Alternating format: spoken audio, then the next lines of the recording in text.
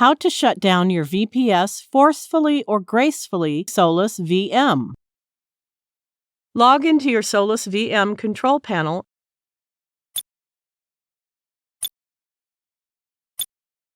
There is more than one server. Click to select the server you want to shut down. Click on the Shutdown option and confirm it. It may take a few seconds to shut down.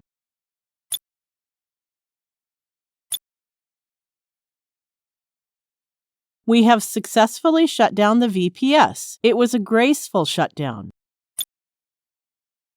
To shut down forcefully using the command line, log into the SSH client you have. Type the command power off and press enter to execute it. We have successfully shut down the VPS. Thank you for watching.